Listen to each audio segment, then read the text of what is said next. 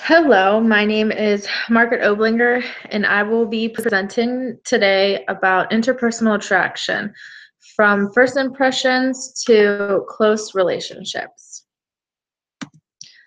So, what is interpersonal attraction? Interpersonal attraction refers to the positive feelings one feels about another person. This attraction leads to the creation of friendships and romantic relationships.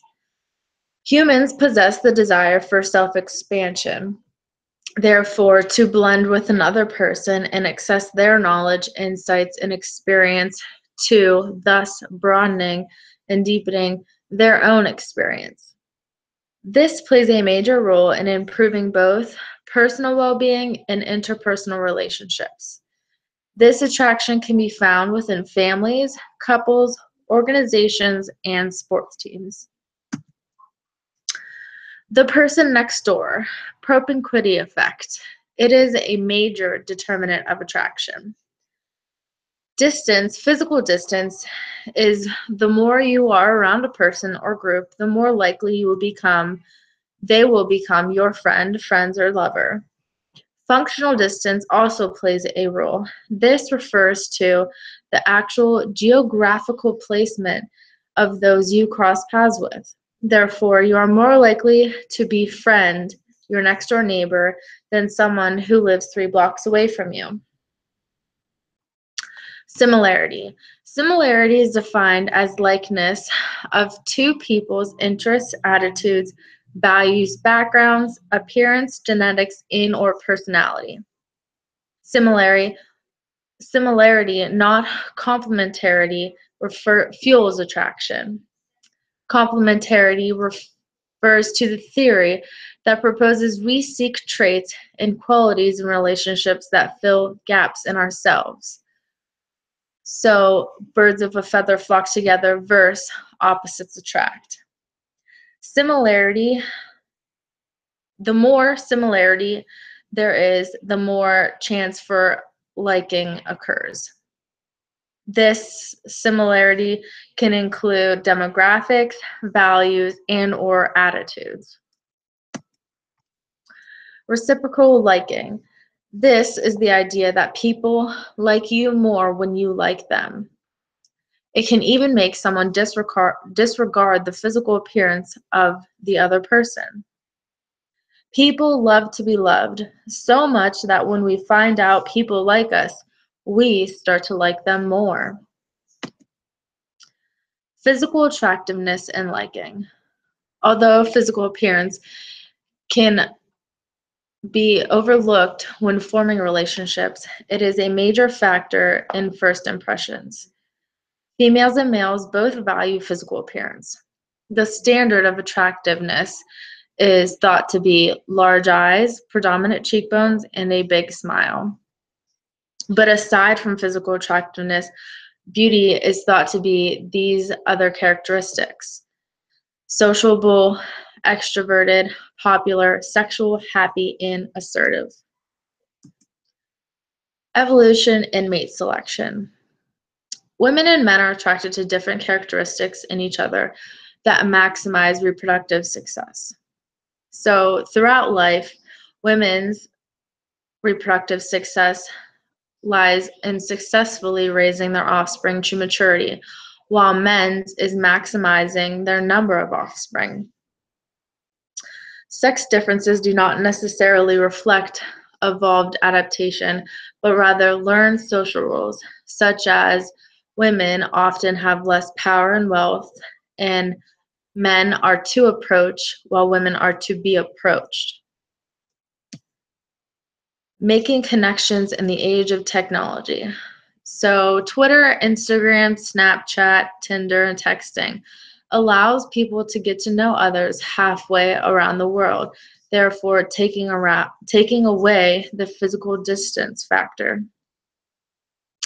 The internet makes it easier for those to connect with others who are in similar cliques and have alike hobbies and interests, creating an easier connection. Many dates made of the internet can go wrong. They end up meeting and learn about their dates' differences and negative qualities. The promises and pitfalls of online dating. There are many pros and cons. A pro is there's a larger number of potential dates and it allows for easier communication. And con is your date could potentially lie about their weight, age, height, and use misleading photos. Love and close relationships. There are many kinds of love. There is companion and passionate love. Companion love is the feeling of intimacy and affection for another person, but it does not mean you experience passion or arousal in their presence. Passionate love is the feeling of intense longing and arousal felt for another person. Culture plays a role in how people label their experiences and what they expect from them in relationships. And romantic love may be nearly universal across cultures. There are different rules that alter the state that is experienced and expressed with relationships. There are many attachment styles within intimate relationships. These attachment styles are expectations people develop about relationships with others based on the relationship they had with their primary caregiver when they were infants. There are three main styles of attachment: secure, anxious, and avoidant. Secure is when you have trust within your relationship and you lack a concern of being abandoned. Anxious is the fear that one's desire for intimacy will not be reciprocated by their partner. And avoidant is when they suppressed attachment needs because intimacy was previously rejected. So this is your brain in love. This is an MRI of a brain that has fallen out of love or has never been in love versus a brain in love. Theories of interpersonal attraction. Social exchange theory states that how people feel about a relationship depends on their perception of rewards and cost of a relationship, the kind of relationship they believe they deserve or expect to have, and their chances for having a better relationship with someone else. Rewards refer to positive and gratifying aspects of a relationship, and the costs refer to negative aspects of the relationship. Equity theory argues that people are happiest with relationships in which the rewards and costs a person experiences and the contributions he or she makes to the relationship are roughly equal to the rewards, costs, and contributions of their partner. So, ending an intimate relationship. The process of a breakup. There are 4 basic steps. So the first step is when you think about the dissatisfaction within your relationship. The next step is when you discuss this dissatisfaction in breaking up with your partner. The next step is announcing your breakup to your friends and family, and in this case, on social media. Intrapersonal, the last step, is when you're recovering by thinking about why and how this breakup and the end of your relationship happened. The experience of a breakup is usually the breakee is more upset, the breaker is least upset.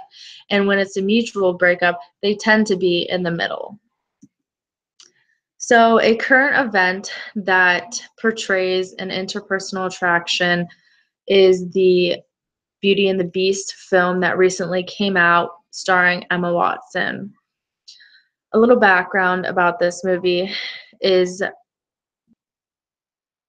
The Beauty and the Beast is about an arrogant young prince and his castle servants falling under the spell of a wicked enchantress who turns him into a hideous beast until he learns to love and be loved in return.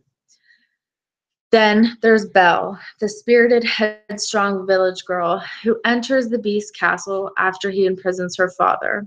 With the help of his enchanted servants, Belle begins to draw the cold-hearted beast out of his isolation. The main theme of this movie is beauty must learn to see the beauty in the beast. At first, Belle and the beast have a companion love. There is really no physical attraction, sexual attraction between them, but it later grows into a passionate love. Belle's first impression of the beast was very poor, not only because of his appearance, but also by the way he treated Belle and her father. Prison in the castle, she begins to spend ample time with the beast. This can be identified as propinquity effect. Belle and the beast begin to share their similar love for books and personal stories. They form a friendship first by genuinely sharing things about themselves and find out that they are quite compatible. Belle is able to look past the physical appearance of the beast and falls in love with his personality and genuine heart.